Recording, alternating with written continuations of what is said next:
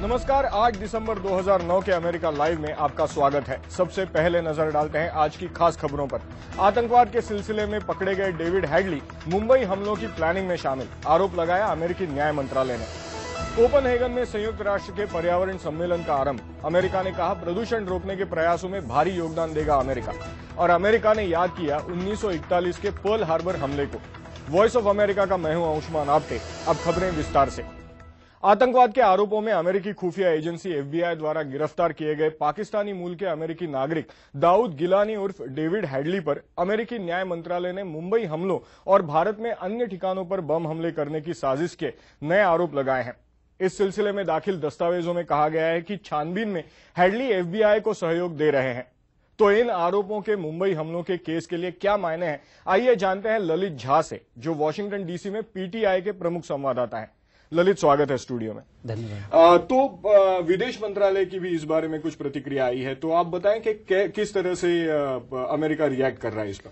America के state department ने आज कहा है कि एफबीआई की टीम दिल्ली गई है, जो कि इंडियन इन्वेस्टिगेटिंग एजेंसीज को इसके बारे में पूरी जानकारी दी है। उन्होंने बताया कि इन्वेस्टिगेशन किस जगह पे, किस स्टेज पे पहुंचा हुआ है, और भी कई इन्फॉर्मेशन उनको दिल्ली से चाहिए, इंडियन इन्वेस्टिगेटिंग एजेंसीज चाहिए, जो यहाँ पे उनको इन्फॉर्मेशन मिली है उसे कोरैबोरेट करने के लिए, इसलिए वो वहाँ पे गई हुई है।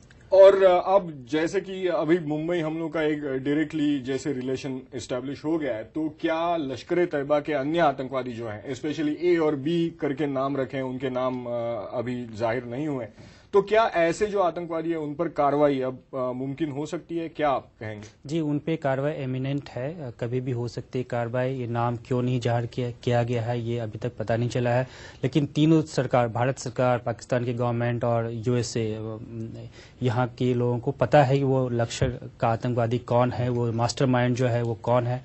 समय आने पर लगता है कि उसका नाम जाहिर किया जाएगा। अभी ये हो सकता है कि उसके खिलाफ पुख्ता सबूत और बाकी इन्वेस्टिगेशंस की जा रही हो, वो कंप्लीट नहीं हुई है, इसलिए नाम रिलीज नहीं हुआ है। और जैसे कि आपने बताया कि एफबीआई टीम भी इंडिया में है, इस बारे में जानकारी इंडियन एजेंसीज को भी दे रहे हैं, तो क्या अब एक जॉइंट इन्वेस्टिगेशन जैसा या एक और सहयोग दोनों एजेंसियों के बीच मुमकिन हो पाएगा?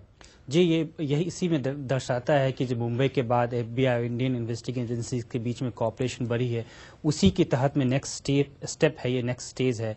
इंडियन और यूएस की इन्वेस्टिगेशन एजेंसीज काफ़ी सहयोग कर रही हैं आपस में, और उसी का ये फल निकला है कि इतनी बड़ा धमाका खोल पाई है। एक छोटा सा जवाब दीजिए, क्या पाकिस्तानी सरकार पर अब कुछ और दबाव बढ़ा सकती है अमेरिकी सरकार?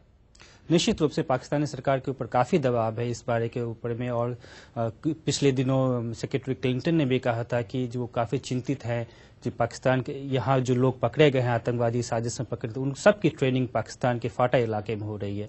निश्चित रूप से काफ़ी ज़्यादा प्रेशर है पाकिस्तान के ऊपर में। बहुत बहुत शुक्रिया आपका। Thank you. मेरी इस पूरी बातचीत को विस्तार से देखने के लिए हमारी वेबसाइट पर जाइए, पता है www.voasamachaar.com। पर्यावरण संरक्षण के लिए संयुक्त राष्ट्र का पर्यावरण सम्मेलन डेनमार्क की राजधानी कोपनहेगन में शुरू हो गया है। ग्लोबल वार्मिंग को रोकने के लिए प्रदूषकों में कटौती की मात्राएं तय करने के बारे में सम्मेलन के दौरान चर्चा होगी। अमेरिकी राष्ट्रपति बराक ओबामा सम्मेलन के आखिरी दौर में शामिल होने 18 दिसंबर को कोपनहेगन जाएंगे। कोपनहेगन पर्यावरण सम्मेलन के पहले दिन संयुक्त राष्ट्र के जलवायु वैज्ञानिकों के पैनल प्रमुख राजेंद्र पचौरी ने ग्लोबल वार्मिंग का मुकाबला करने की जरूरत पर जोर दिया।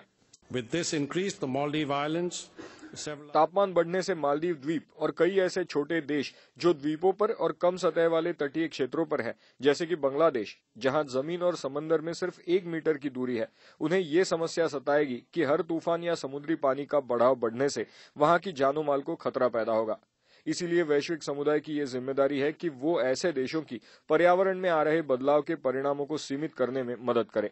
इस पर्यावरण सम्मेलन में भारत और अमेरिका समेत 192 देशों के प्रतिनिधि शामिल हैं, जो सम्मेलन के अंत में ग्लोबल वार्मिंग कम करने के लिए कार्बन प्रदूषकों के उत्सर्जन में कटौती पर एक प्रस्ताव पारित करने के बारे में विचार करेंगे। कार्बन उत्सर्जन में कटौती करने की घोषणाएं भारत, अमेरिका और चीन समेत कई देश पहले ही कर चुके हैं, लेकिन भारत और चीन का कहना है कि विकसित देशों द्वारा ज्यादा मात्रा में ये कटौती होनी चाहिए और गरीब तथा विकासशील देशों को विकसित देशों से इस मामले में आर्थिक और तकनीकी मदद मिलनी चाहिए। सम्मेलन के पहले दिन अमेरिकी प्रतिनिधि ने यह साफ किया कि विश्व की सबसे बड़ी अर्थव्यवस्था होने के नाते अमेरिका इस काम में अपनी जिम्मेदारी समझता है। और अपना योगदान देने के लिए भी तैयार है।